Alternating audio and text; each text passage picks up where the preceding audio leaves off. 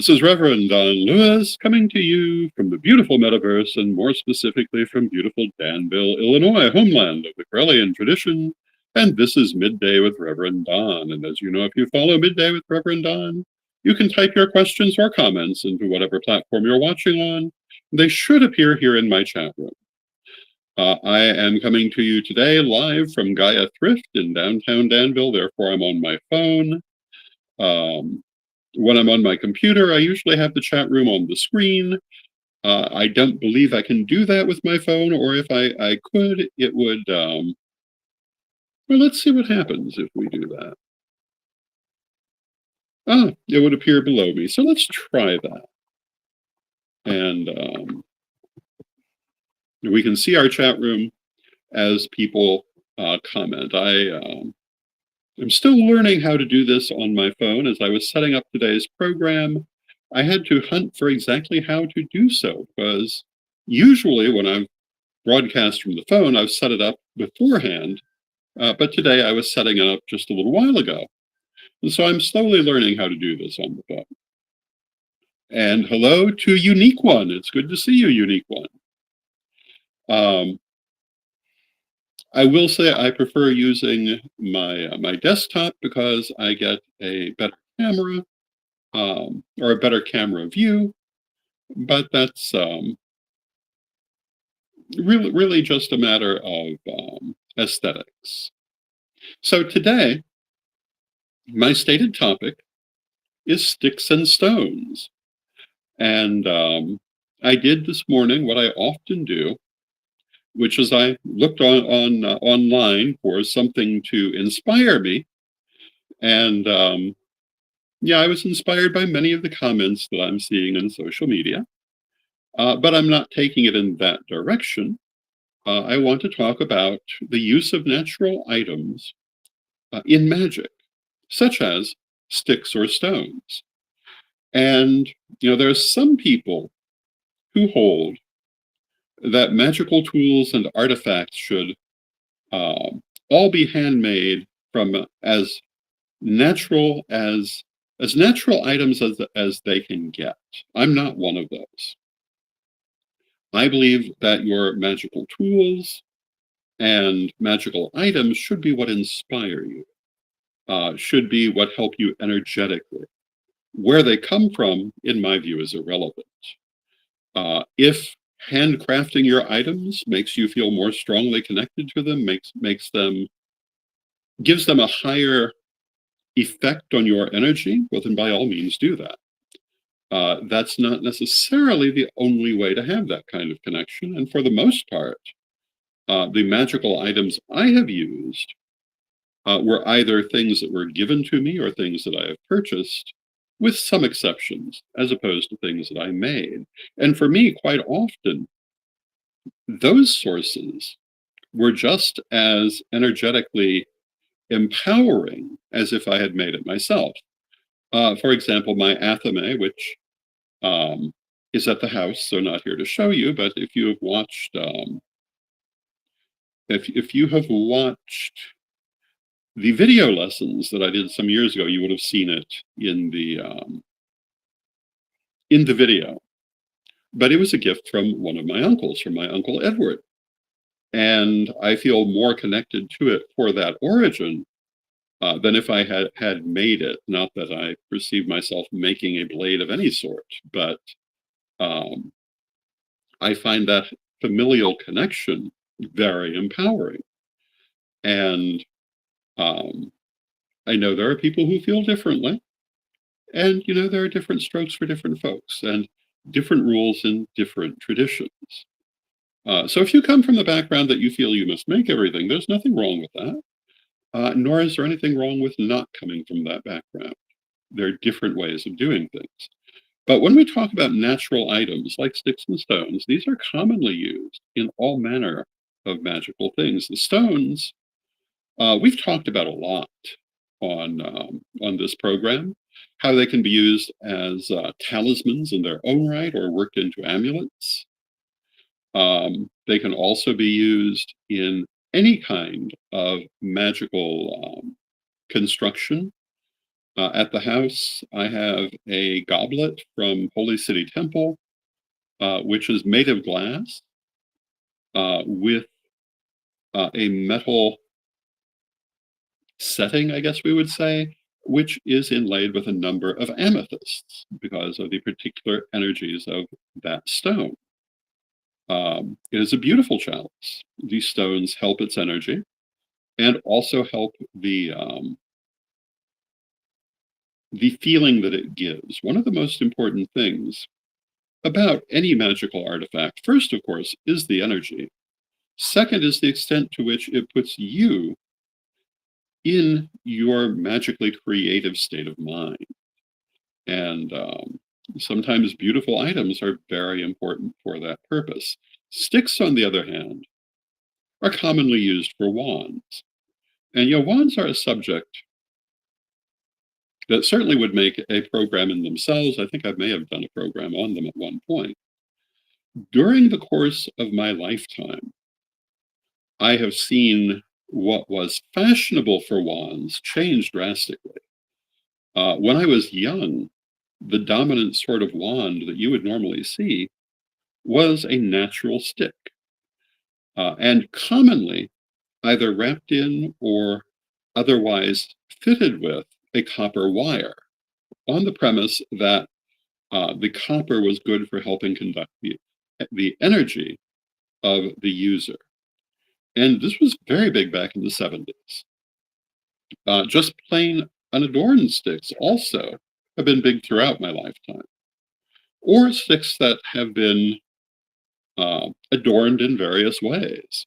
One of the things that I find very interesting is um, when you take that natural stick and you work on it with things like clay, for example, um, or metal fittings, or wrapping with leather, or fabric, or what have you. And you end up with a cross between something that is found and something that is made. And I think that's a very interesting way to do it. When I was in my 20s, the dominant form of wand that you would normally see was a hollow cylinder with various items inside, most commonly quartz crystal, sometimes other stones, sometimes herbs, whatever particular energies the person wanted to put into their wand would literally be put into them. And then usually there was um, a quartz crystal at one end and maybe at the other, or maybe a different sort of stone at the other, or maybe nothing at all. And these could be very decorative. They were often made of copper tubing, especially at first. And over the years, that changed a bit. And they were commonly bound in suede, sometimes um, other substances, and they were quite beautiful. They were far more complex than the previous fashion. Then, as we moved into the 90s, the fashion for wands became simple again and more resembling a stick. Um, and this was heavily under the influence of Harry Potter. And for a while, you saw the Harry Potter style of wand as the preeminent form of wand people were using. Sometimes literally patterned on them, sometimes simply resembling them. And that's, a stick about a foot long. And hello to Fox Fur Witch. It's good to see you, Fox Fur Witch. And often decorated with what might be either a carved or an applied design. And these were interesting. But speaking to all of them, they're just fashion. They're different ways of doing the same thing. I remember, well, some of the most distinctive wands I've dealt with. Lady Bitterwind had a wand, and it began as an ordinary stick that she found in the forest, and took as having been offered to her by the circumstances in which she found it. And of course, when that happens, you give thanks for what you are receiving. She took it home and she removed the bark from it and polished it up, and she made a mixture of and hello to Donna Geode. And Donna Geode Andrews, who says, I do love this topic. Wonderful. Um, so she made a mixture that she called Play-Doh, although it had nothing to do with actual Play-Doh, of water, salt, and flour, which in a traditional metaphysical sense, these are things that are commonly offered uh, to gods, ancestors, etc. And she made a mixture of this and created the sculpture of a serpent circling the stick. This particular stick had a fork at the top, and the serpent's head came up between the fork. And then she applied various stones and other items. One of the things that Lady Bitterwind possessed, which I now possess, was a very old ivory necklace, which of course you could not acquire today or at that time, but it was quite old, and each bead of ivory was carved in the shape of a lotus flower. And one of these was placed on the head of the serpent, very much in the manner of the solar or lunar disc that you would see in Egyptian art. And that was her wand. It was a beautiful piece. Hello to Nicholas in the chat room. It's good to see you. Um, I remember a wand that Lady Crystal owned, which is now owned, to the best of my knowledge, by Lori Denman in Florida. And this was halfway between a wand and a staff. It was about 3 feet long. It was made by a Corellian high priest as a gift for Lady Crystal, included her name wood burned into it. Hello to Renee in the chat room. And it was made very much in the shamanic style, and it had a variety of natural elements attached to it, including a little bit of fur, some leather. The place where you would hold it was wrapped in fur. And there was also a mirror attached to it so that it could be used for deflecting as well as for focusing energy. And hello to Frederick in the chat room. It's good to see you. And this was a lovely piece. And hello to Nikki in the chat room. It's good to see you. It's good to see everybody. That was another one that has been very memorable to me. Lady Rihanna, if you've been in the Corellian tradition for any length of time, you'll remember Lady Rihanna, who used to make wands that we used to sell through Witch School. And she had a very particular technique. She would take a natural stick, and she had, as I recall, a particular tree that she got her sticks from. And she would then wrap part of that stick in stones. And these were tiny little tumbled stones, usually tumbled, attached with an adhesive that would hold them. The adhesive was E6000, if you're familiar with that. And usually a crystal at the end. And they might also be augmented with cord or feathers or other things. And those were quite beautiful as well. And then another one that was very important to me was my personal staff, which I still have and expect to have until I die. It was a gift from my father. And my father loved this particular staff because it had been grown wrapped in a grapevine, which gave it a very nubbly appearance. I'm not quite sure how best to describe it, but it affected the sapling that grew up wrapped in this vine. It was a particular form of growing the wood that created a particular outlook, a particular outcome. And this was beautiful in itself. But to this, we added a rather large crystal tip. And then we took crystals and surrounded the base of that tip, and then spiraled them down the length, taking advantage of the shape of the stick. And that, in my opinion, has always been a particularly beautiful piece that I'm very proud to own. I own a number of wands and or staves, and another one that I'm very attached to, which I last used during the global lustration of this year, was given to me by the staff of the World of Witches Museum, particularly by the beloved Katrina. And this is a staff, it's at least 6 feet tall, primarily in shades of green, heavily sculpted, mounted with many, many stones, um, images of goddess and god, and many other things. It's a work of art. It is a magnificent piece. And all of these speak to what you can do with the stick part of today's subject, of sticks and stones. That, if you want to use a natural stick or tree limb, depending on the size of what we're talking about, for a wand or a staff, there are so many different ways you can do it.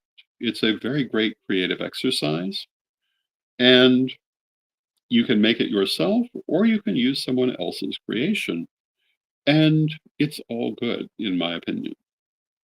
The other thing I have often done for staves, oh, and hello to Steve Taylor in the chat room. It's good to see you, Steve. Is use the various canes that I use to walk with um, in light of a stave, because that's effectively what they are. And I've had several very decorative ones over the years that were particularly good for that. I had one that came from Egypt.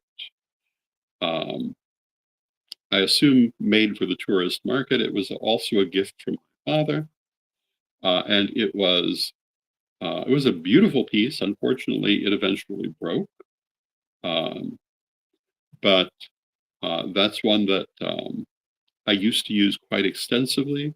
My father had a cane, unlike any I've ever seen, in that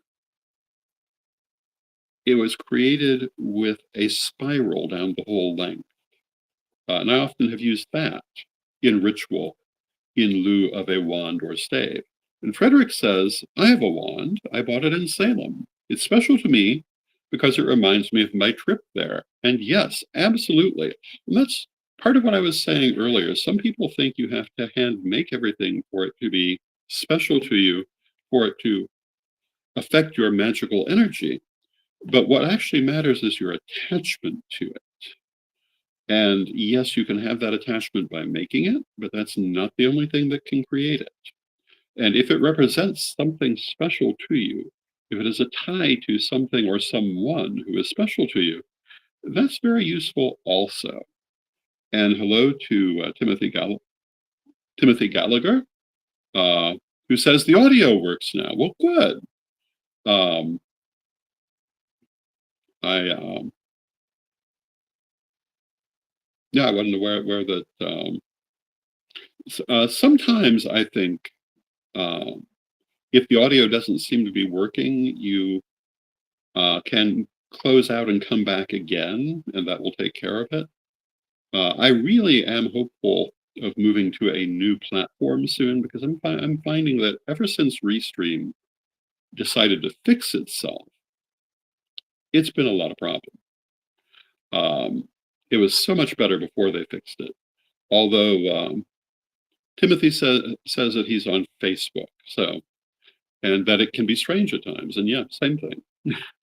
um, I love, and hello to Sec Legend. Um, I love technology. I love the advances we're seeing in technology, uh, but we are still seeing those advances, and there are and always will be lots of little hiccups. Now, we're going to talk about sticks and stones today. I've said a lot about how we use natural sticks and or tree limbs in the making of wands and staves, and also other magical items. Um, and Frederick asks if we've ever considered Twitch. Um, and I don't know that we have, but maybe we should look at it. And we also sometimes use natural pieces of wood as altar images. Depends on the kind of wood. I've certainly seen that done. I've also seen driftwood used to create the altar itself, which is very interesting. Now, with stones, again, we mostly use stones in ways that I've talked about at great length. We use stones as talismans, meaning that we use them as we find them, found stones that we might put in. And hello to Daniel in the chat room. It's good to see you, Daniel. But stones we might carry in our pocket, and that can be any kind of stone. We might place stones in any number of magical items. I talked about stones being used in the making of wands. Every stone has its own energy, and sometimes you want to attach that to your magical item, or use it in its own right. We also, of course, put stones into talismans, and there are a lot of ways of doing that, including now my definition for amulets and talismans, and these are definitions that that vary somewhat in how people are going to use them. I've seen people who define them in exactly the opposite way, but to me, a talisman um, is a natural object, and an amulet is a created object, even though any created object is created from natural things. And so, for example, if you have a stone and you have added a magical symbol to it with paint or with engraving, you've created an amulet that you might then carry or place on your altar or use in any number of ways. Similarly, if you place it in a piece of jewelry or buy it in a piece of jewelry, that piece of jewelry can be used as an amulet. And if we look historically, you will find that amuletic jewelry has been extremely prominent historically, particularly in the ancient world. And now Frederick says, not necessarily natural material, but do you have thoughts on 3D printed wands and so forth? Yes, I do. And I'm a great believer in the idea that simply because something is synthetically created doesn't mean it doesn't have its own power. I'm not sure about a 3D printed wand in terms of inherent power of its own, but I do believe that it certainly would work just as well for focusing energy.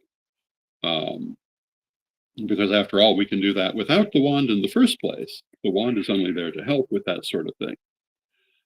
So I see no reason a 3D printed wand could not be used that way. Now, would it be as useful as another kind of wand? Well, I can't say I've ever used one.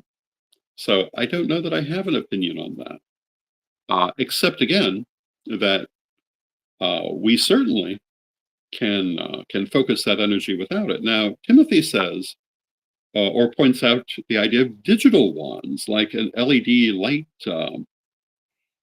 display. And Hal Story, who was with Panthea Temple in Chicago, used to use that kind of um, laser pointer as his athame. And it certainly seemed to work beautifully well. So I see no reason one could not. And in fact, I know someone who did. So yes, you could do that as well. These are all possibilities. And I think my main message to you regarding magical items of all sorts is that there are endless possibilities. And if you're not sure whether something's going to be what you want it to be, well, go ahead and acquire or create it, test it, and find out. Don't just assume one way or the other, but go out and get the experience. Um, so, with that, I see it's time for me to take a moment for a message from our sponsors. And why? Because we love our sponsors. And here we go.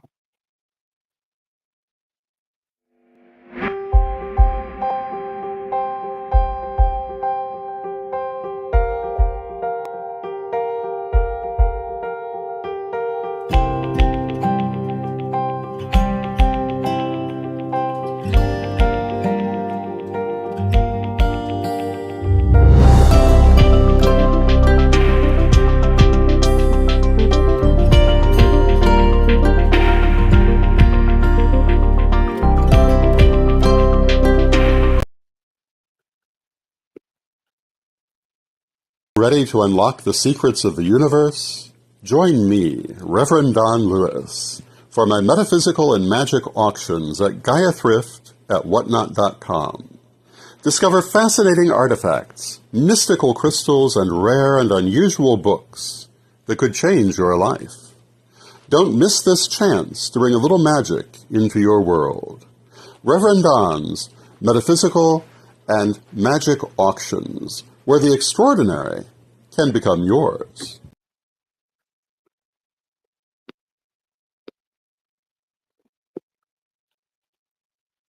And there we are. And there we are. And we want to thank our sponsors, Equinox Learning Hub and Reverend Don's Metaphysical and Magic Auctions. Our next auction will be Sunday, November 10th at 11 a.m. Central. And I hope you'll join us for that. And we do our auctions through whatnot.com. If you don't already belong to whatnot.com, you can use our invitation at whatnot.com/invite/Gaia Thrift and receive 15 free dollars to use in the system. And I hope that you will consider doing that. And I hope that you will join us on Sunday for our auction. And we still have a few minutes. So to kind of sum up what I'm saying, we often use natural items in our magical artifacts. Of course we do. And that is probably the most traditional thing to use. Certainly not the only thing we can use, because we also often use things that we have made. And the final statement on that is that there are endless possibilities, including things that we may never have thought of in the past that we only now have the ability to do. And I am a great believer in the idea that we should always apply whatever we have available in the ways that seem useful to us. So, for example, when we mentioned the laser pointer as an athame, even at the time, I thought that was a great idea. I haven't chosen to do it myself, but then if you know me, I more likely will just point the energy myself without using anything. But as a tool in a public ritual, it was very